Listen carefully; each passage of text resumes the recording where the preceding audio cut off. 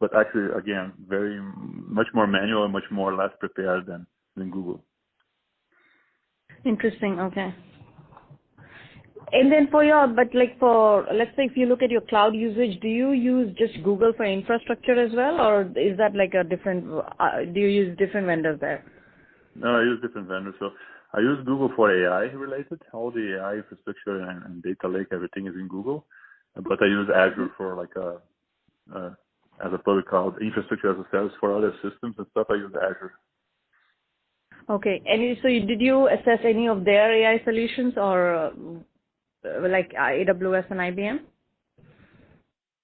I tried to do some things on Azure, but it was like in the early beginning, and they didn't have any help for us on the data side.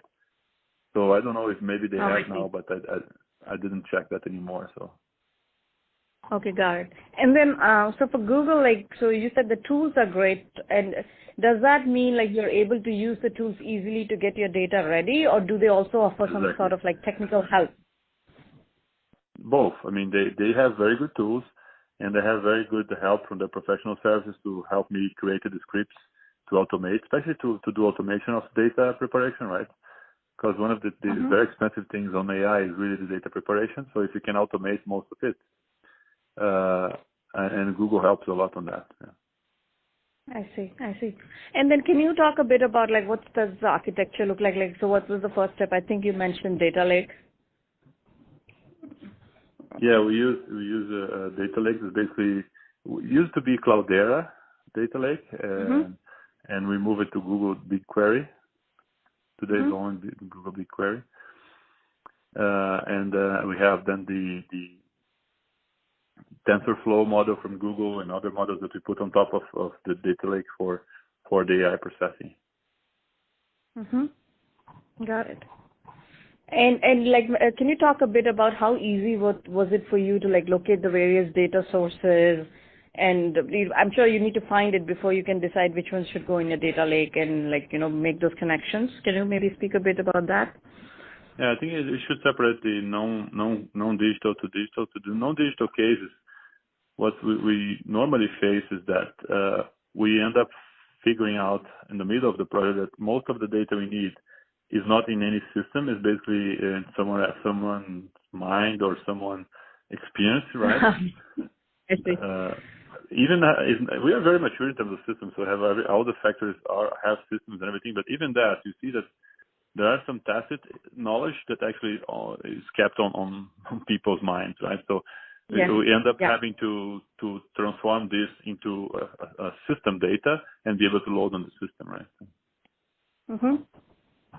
That's the main issue internally, I would say. Yeah.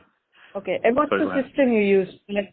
So, I mean, that's a very interesting point. So I agree. So you're saying that most of your knowledge is with the employees and their experience. So how did you translate that? Like, what was the system you used to translate it into a data that you could then run models on? That varies, right? So sometimes we create a front end for people to enter what we call administration data or like fundamental data, right? They basically have to type information that's needed. And in some cases, we use PLC information, so we load automatically from machines, because sometimes they set up the machine and I can read the machine information there, right? So these two are the two ways to do that. Okay, I see.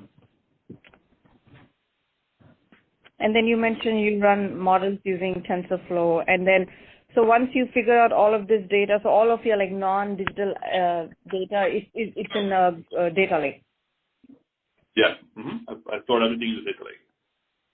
And like in addition to data lake, do you also use some other ways to manage your information, like either a master data management or graph database or anything in addition to it? Yeah, we are an SAP shop here, so we have all the systems in SAP. So for the structured data and transactional data, we use SAP HANA, right? And then you use the SAP MDG, the MDM model of SAP, to manage the master data as well. Okay, got it. And that is separate, I'm assuming, from the data lake then, or is there like any interactions with them? It's separate. Yeah, it's separate. What we do when we need like a long history of data or very, very granular data, we put in the data lake. When it's transactional data, more recent, we use the SAP HANA.